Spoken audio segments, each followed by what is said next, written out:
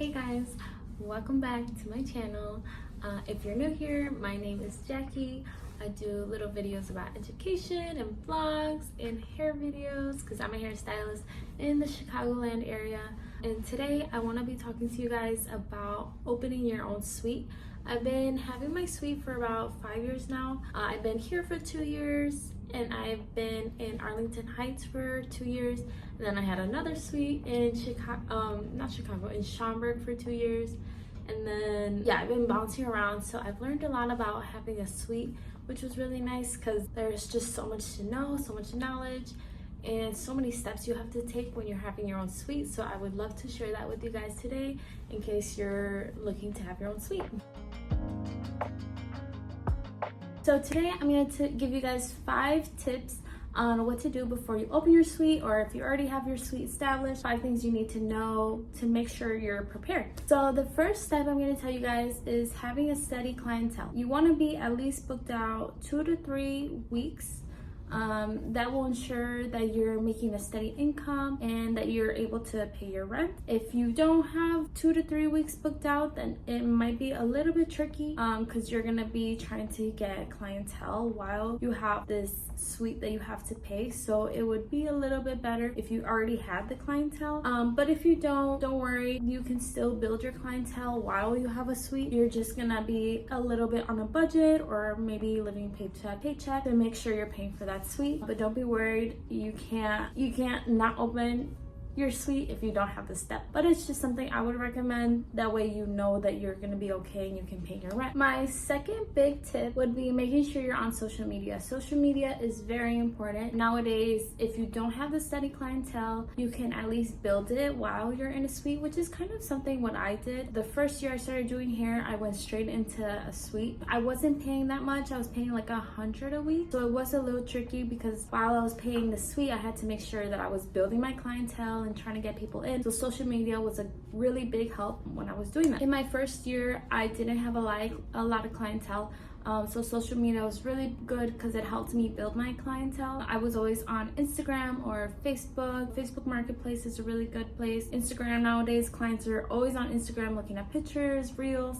So you gotta make sure you're on there to try and get clientele. At least you wanna post once a day just so you can get people checking you out and checking out your page. My third tip would be taxes. Saving at least 20 to 30% for your taxes. I didn't learn this until I was at least maybe a year or 2 into my business. As you go, you'll learn everything. You're not gonna know everything in the beginning. But I started saving for taxes maybe my second year. So my first and second year I didn't earn that much, but then in my third year, that's when I really started making money.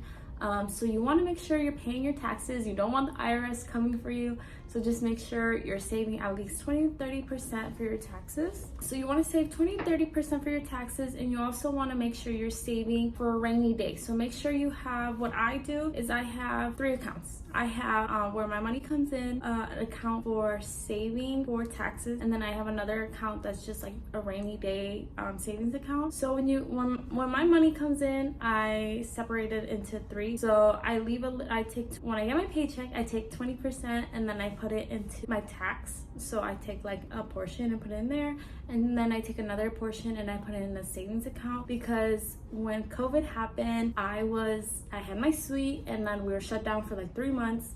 So, luckily where I was renting out, they weren't charging us rent, but where I was living, I still had to pay my rent. So it was really nice having that rainy day savings account so that I still had money to pay for the things I needed. But you want to make sure, since you're self-employed, when you have your suite, that you're on top of that. My fourth tip is having in place a cancellation or late policy. I am super nice to clients. I am always like, oh, it's okay. But in the end of the year, it's a lot of money that goes wasted, or, spots that are empty that could have been filled. But my recommendation to you is make sure you are very top of that. Like, you want to make sure that if a client's gonna book, you either take a security deposit or you put a credit card on your file. What I use is Square. So I really love Square. I've been using it for 5 years now, and it's really cool because you can, when a client wants to book, they have to put their card on file. So if they don't want to show up they're gonna get charged a fee, or if they don't let you know, you can charge them. So that's really nice, especially when you're starting. You're gonna have a lot of people that cancel or don't show or come late.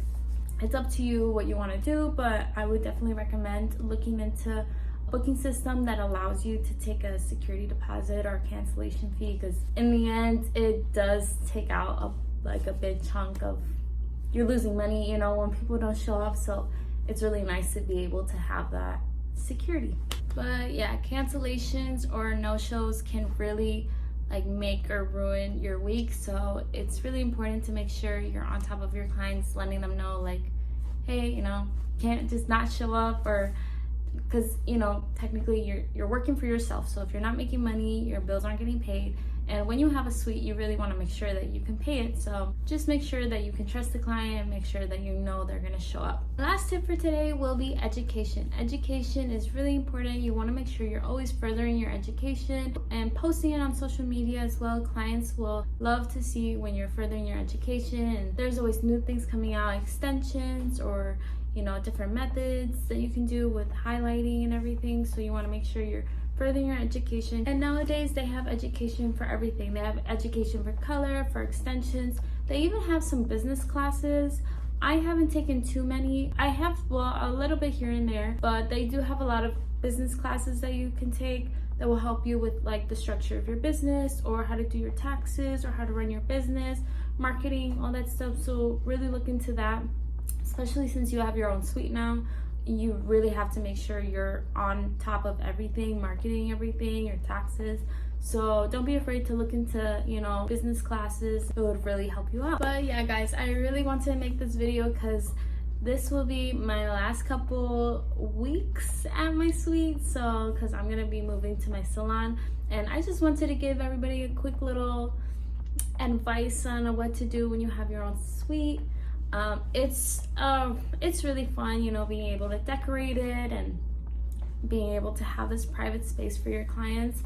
I personally I love it. I just have no more space. I need more space, so I'm excited to open my salon. But yeah, if you guys have any other questions about suites or any other questions I can answer, feel free to leave the comments down below or send me a DM on Instagram. I'm always answering questions.